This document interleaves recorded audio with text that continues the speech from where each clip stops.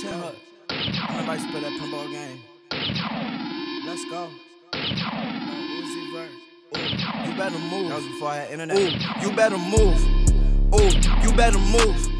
225-mile review of the Nike Pegasus 36. So I've had this shoe for, I don't know, probably like 5 months now, something like that. And the first 100 took a while to put on. The second 100, because of this quarantine situation, not so much. I was able to get it on pretty quick. So here's just some thoughts about the shoe. The sole, relatively unchanged. It has a full zoom length pocket in the shoe. And besides that, the foam is it's not Zoom X, it's not React or anything like that. It's just I think the Phylon foam, something like that. And for what the shoe is, it's a entry-level daily trainer. Nike's kind of bread and butter. It's okay. It's not gonna be anything great, but the full-length Zoom cushion honestly kind of makes up for it. Changes from last year, the tongue was probably the biggest difference, and then the I guess material of the toe box. So the tongue, they shrunk it. It is a lot shorter than the 35. The Vomero 14 had a tongue problem. They ended up modifying it afterwards, but they didn't do that for the 36. Now we get to the toe box. The toe box is, I feel like maybe a hair wider, a little bit wider. Some people thought that the toe box in the 35 was a little bit narrow. I was fine in the 35. I actually like that toe box quite a bit. The material is like leaner. They take out some of the fat, some of the cushion in the 36. So if you thought the 35 was pretty thick, this one's gonna be a lot lighter. I didn't have any problems with the 35. I didn't have any problems with the 36. Besides the fact that it let a little bit more moisture in. That's about it, but it wasn't that big of a deal. I don't run a lot in the rain in this shoe anyway.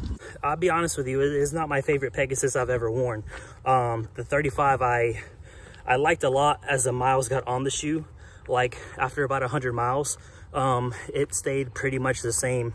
The 35 did, and it was very soft. The toe box was perfect for me and my foot. I love the 35. The 36, not so much. I feel like the first 100 miles, it downgraded pretty quick. Like, for example, like as far as cushion on a scale of 1 to 10, like the 35, I thought after about 100 miles was probably at about like a 7, maybe like 6.5, 7. The 36 after about 100 miles was pretty much like at a 5, 5.5, something like that. Now, to its credit, from 100 to 225, where I'm at now, it hasn't really dropped off at all after that. So I feel like it's kind of set, so to speak. I've been alternating the shoe with the Peg Turbo, so it does get a little bit of break. I'm not running in it every day, but it did get a little bit of a break. And when I did this last 100 miles felt the same as everything after 100, if that makes sense. So it was just fine. I didn't have any issues. I didn't have any issues as far as like it getting worse or anything like that. It felt pretty much the same. Laces were fine. The wear was good. No problems with the wear, the bottom of the shoe, the pattern. Everything was pretty good with the shoe. It just wasn't really my favorite Pegasus of all time. That's just some quick thoughts on the shoe. For what it is, a daily trainer, is it worth buying? I think if they would have kept it like at $100, it'd be perfect. 110. I think I paid like $80 for this shoe. So you can get this shoe on sale for about $100 or less.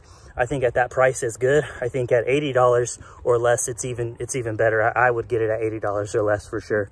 I would still recommend it. As far as like an entry-level shoe, if you're just kind of starting out. Now, if you're a runner who runs a couple 5Ks, at this point, I wouldn't really recommend the Pegasus. I would reach for some type of React. I feel like the React is a lot better.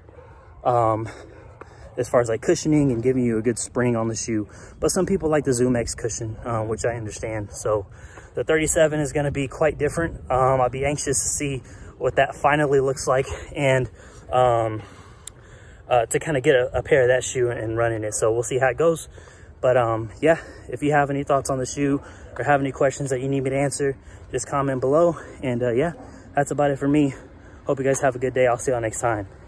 Peace.